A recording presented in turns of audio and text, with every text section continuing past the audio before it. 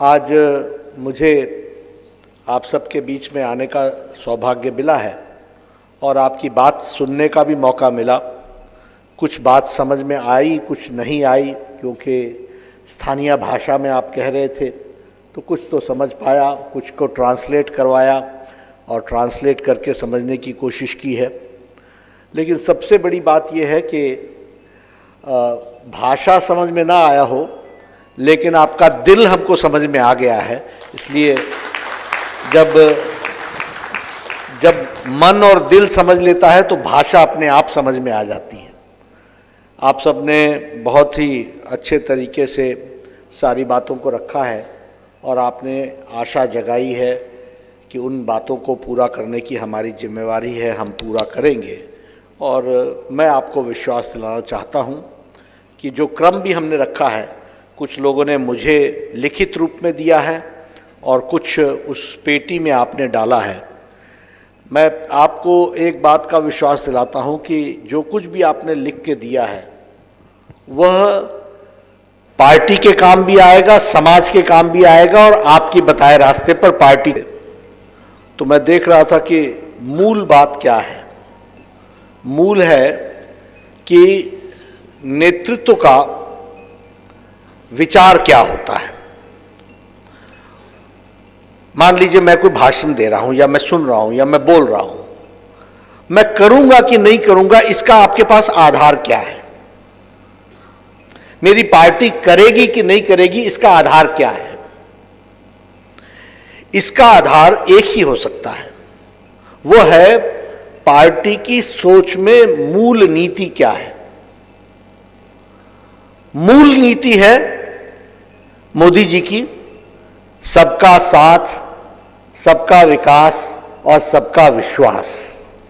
सबको साथ लेकर चलना है, सबका समावेश करना है और सबको आगे बढ़ाना है, ये हमारी नीति है। अब दूसरी ओर क्या है?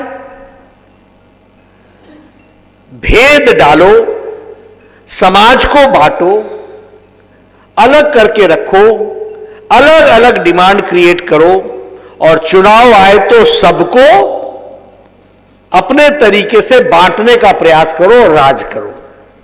ये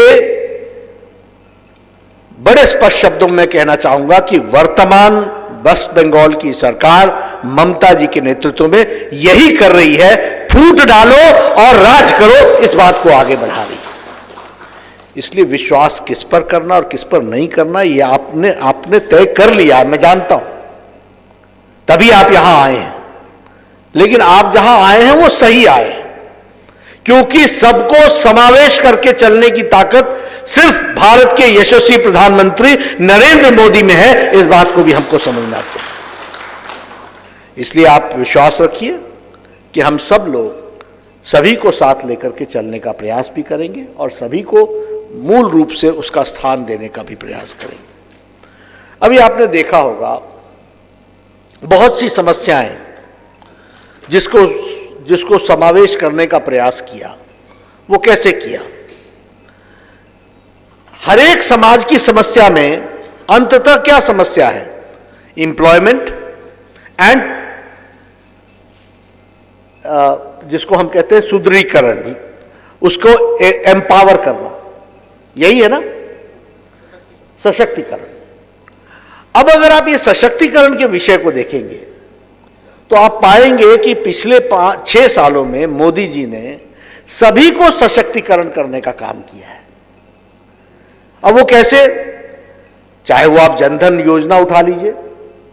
आप बताइए, इस जनधन योजना ने कोरोना में 20 करोड़ बहनों के खाते में 1,500 रुपए डाला कि नहीं डाला? अब वो कौन थे? वो सब गरीब लोग थे, सभी समाज के लोग थे, सभी समाज के लोग थे और सबकी व्यवस्था की गई, 20 करोड़ बहनों के खाते में डाला गया। आप बताइए, कोरोना के दौरान ही 8 करोड़ बहनों को मुफ्त में 3 सिलेंडर्स 3 महीने के लिए दिए कि नहीं दिए? उनके चूल्हा जलने का इंतजाम किया कि नहीं किया? और वो सभी समाज के लोग थे जिनके लिए यह व्यवस्था की गई। उसी तरीके से 80 करोड़ की जनता को दिवाली तक और छठ तक 5 किलो अनाज यानी गेहूं या चावल और 1 किलो दाल प्रति व्यक्ति। 80 करोड़ की जनता को छठ और दिवाली तक का इंतजाम किया कि नहीं किया? यह समाज के सभी लोगों के लिए किया कि नहीं किया? यह समाज का सशक्तिकरण हुआ कि नहीं हुआ? इस बात को हमको जानना चाहिए, इस बात को हमको समझना चाहिए। प्रधानमंत्री किसान सम्मान निधि 10 करोड़, वैसे तो 8 करोड़ 60 लाख लोगों को दे दिया गया, लेकिन 10 करोड़ किसानों के लिए यह व्यवस्था की गई है।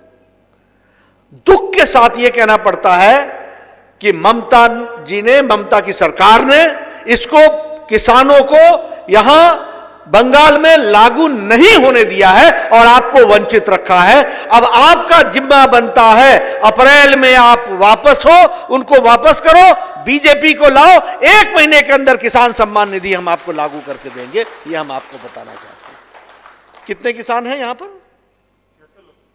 76 लाख, 76 लाख, 76 लाख लोगों को वंचित रखा है। किसने वंचित रखा है? एक मुख्यमंत्री ने, वेस्ट बंगाल के। आप बताइए, आयुष्मान भारत,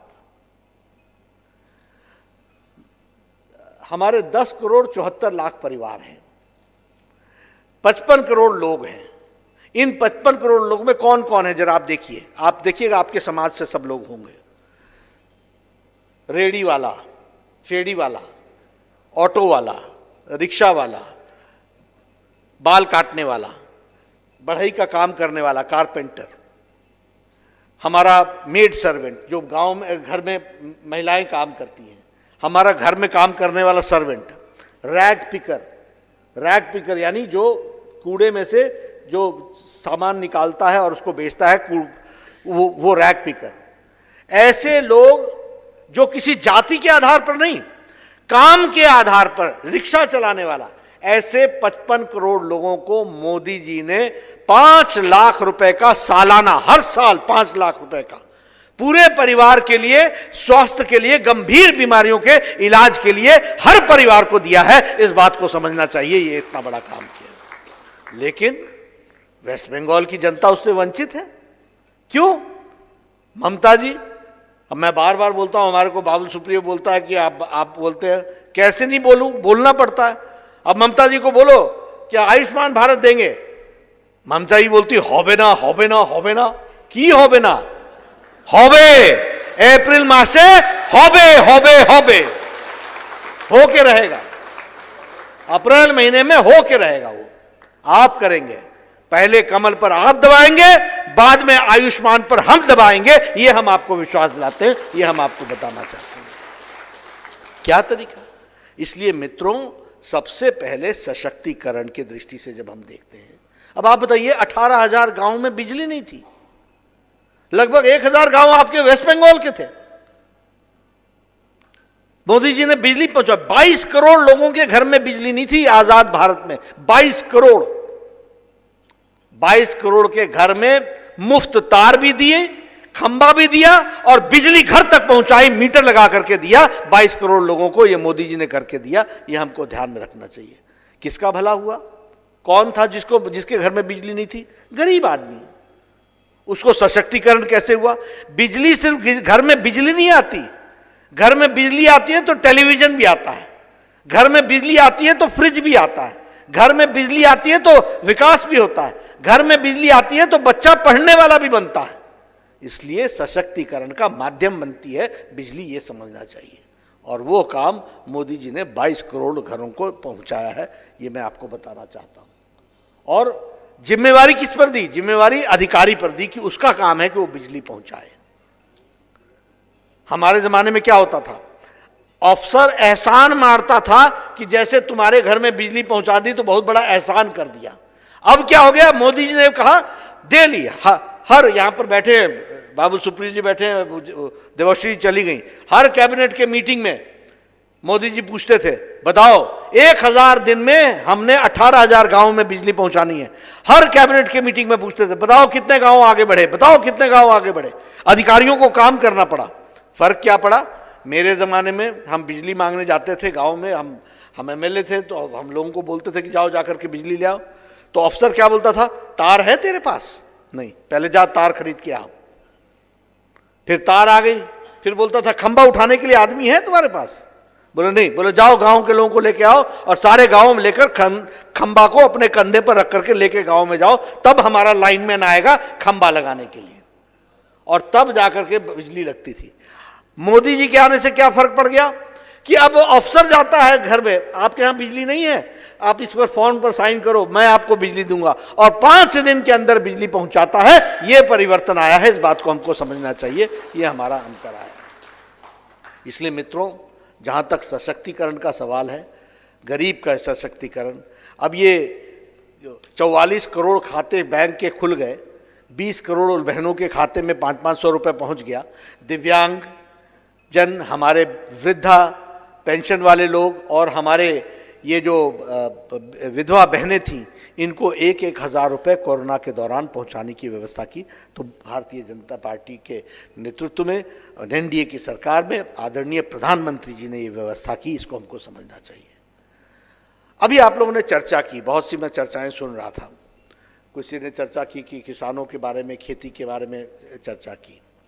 मैं आपको विश्वास दिलाना चाहता हूं, हाँ, कोल्ड स्टोरेज की बात की कि कोल्ड स्टोरेज होना चाहिए।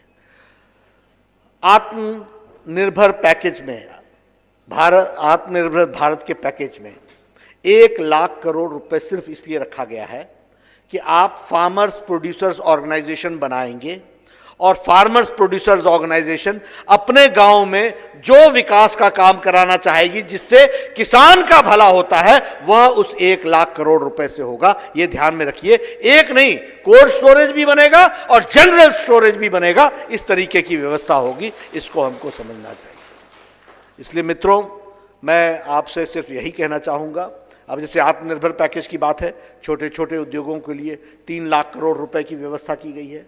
टोटल पैकेज 20 लाख करोड़ रुपए का है। 1 लाख करोड़ रुपए उसमें उन्होंने इसके लिए हमारे किसान भाइयों के लिए रखा है, किसान के फार्म गेट के लिए रखा है। उसी तरीके से 50,000 करोड़ रुपए सिर्फ ये जो ठेला चलाते हैं ना, जो रेडी लगा करके अपना जीवन यापन करते हैं, इनके लिए व्यवस्था की गई है, ताकि यह अपने जीवन में ठीक से खड़े हो सकें। इस तरीके की व्यवस्था की गई है। अभी आप लोगों ने बहुत सी बात की, आपने कहा कि हमारे यहाँ बांग्लादेश से आ रहा है और हमारा जो हैंडलूम है वो नष्ट हो रहा है। मित्रों, इसकी भी व्यवस्था की गई है। आप वोकल फॉर लोकल आपको होना पड़ेगा।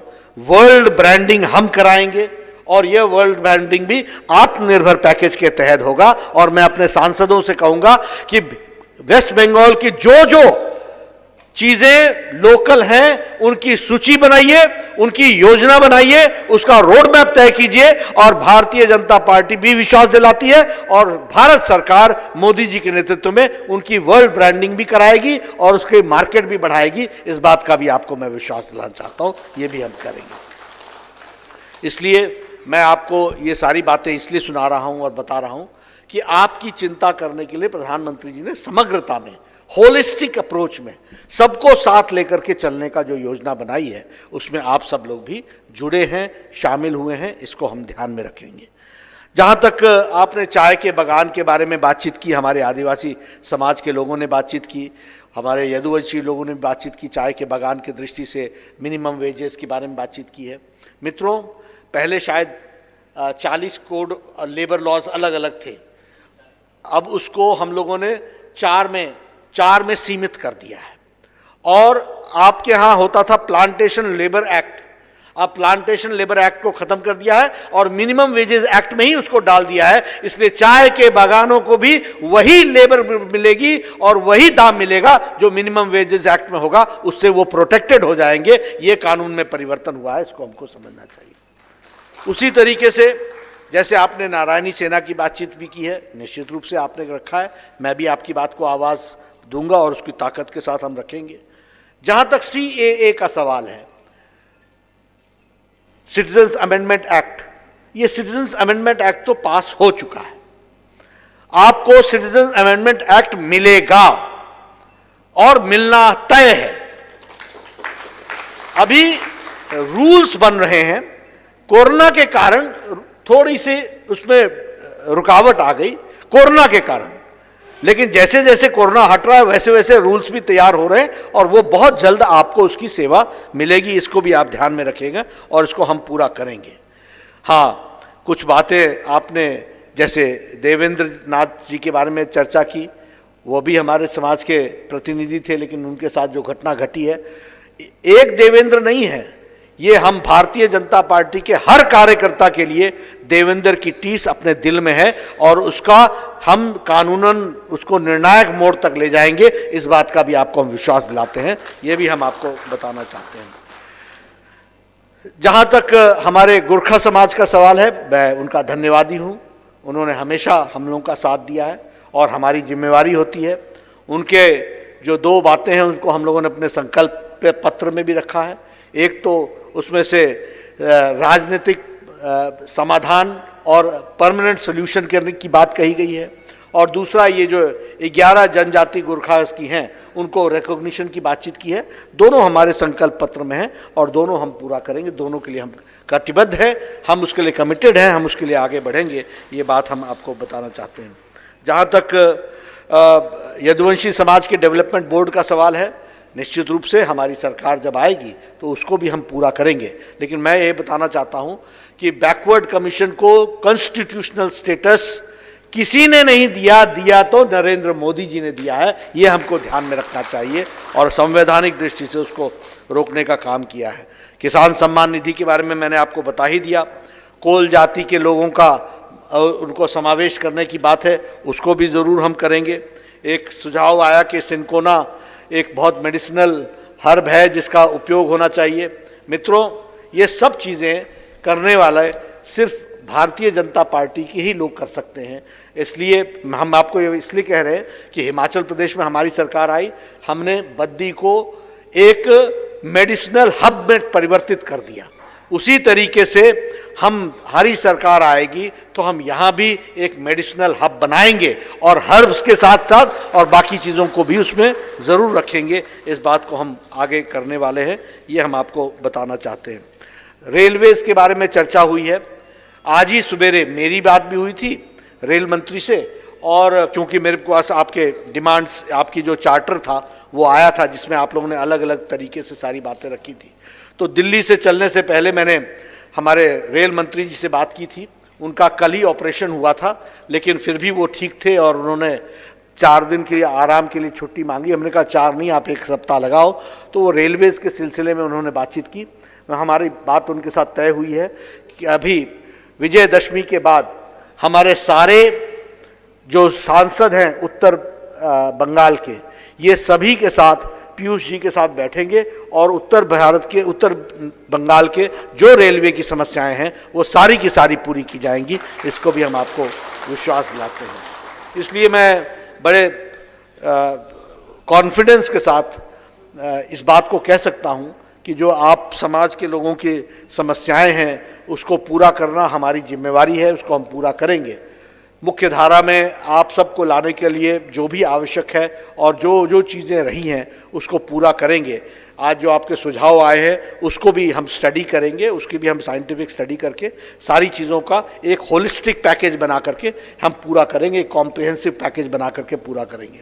लेकिन मैं आपको इस बात का विश्वास दिलाना चाहता हूं, जो मैंने पहले कहा कि बहुत सी चीज़ें यहाँ के वर्तमान सरकार के कारण खटाई में पड़ी हुई हैं, उनके कारण दबाया गया है। उन्होंने यहाँ भी सभी समाज को, देखो मेरे पास जानकारियां हैं, सभी समाज को तोड़ने का उन्होंने काम पकड़ा है। सभी के यहां अप्रोच किया गया है। किसी संगठन को पैसे देने का प्रलोभन दिया गया, किसी को कहा गया कि तुम इस डिमांड को छोड़ दो, किसी को कहा गया कि तुम इस डिमांड को उठाओ, किसी को कहा गया कि ये बताओ तुम्हारे लिए हम ये कर देते हैं, तुम इनसे अलग हट जाओ। ये सब हुआ है कि नहीं हुआ है? हुआ है कि नहीं हुआ है? ये वो लोग करते हैं जो जान जाते हैं, पूरे 4 साल आपका दमन करते हैं और चुनाव के 5वें साल में लुभावने नारे देते हैं। ये है टीएमसी। और बीजेपी वो है जो कहती है वो करके देती है, उसको पूरा करती है। वो समाज को जोड़ती है, टीएमसी समाज को तोड़ती है। हम लोग सबको साथ लेकर के चलते हैं, सबका विकास करने का प्रयास करते हैं, सबको विश्वास में लेते हैं, वो लोग तोड़ करके समाज को बांट करके वोट बैंक की राजनीति करते हैं। और वोट बैंक की अब आपने देखा होगा हिंदू समाज के प्रति कितना आघात ममता जी की सरकार ने इतने समय तक रखा। अब जब समझ में आ गया कि हमारे को इसमें नुकसान हो रहा है, तो हर समाज को अब जोड़ने के लिए किसी तरीके से उनको फुसलाने का प्रयास हो रहा है कि नहीं हो रहा है? तो आपने याद रखना, ये सब लोग वो हैं जो सिर्फ वोट बैंक की राजनीति करते हैं, सिर्फ सत्ता में बैठने के लिए राजनीति करते हैं, सेवा करने के लिए नहीं करते हैं। और भारतीय जनता पार्टी लोगों की सेवा करने के लिए राजनीति करती है, सेवा करने के लिए आगे बढ़ती है। इसलिए उसका साथ देना आपकी भी जिम्मेवारी है और हमारी जिम्मेवारी है कि आपको साथ लेकर चल करके हम मुख्य धारा में शामिल होते हुए देश को आगे ले जाएं और मजबूत बनाएं, उसके लिए काम करें। आपने मेरी बात सुनी, आपका धन्यवाद भी देता हूं और मैं आयोजकों को बधाई देता हूं जिन्होंने इतने कम समय में मुझे सभी समाज के लोगों की बात सुनने का मौका दिया, अवसर दिया, समझने का मौका दिया। मैं विश्वास दिलाता हूं आपको कि भारतीय जनता पार्टी आपके साथ हमेशा खड़ी रहेगी और कंधे से कंधा मिलाकर आपकी समस्याओं को हम निर्णायक मोड़ तक ले जाकर के समाधान करेंगे। इस बात का आपको विश्वास दिलाता हूं। आपने मेरी बात सुनी, आपका बहुत बहुत धन्यवाद।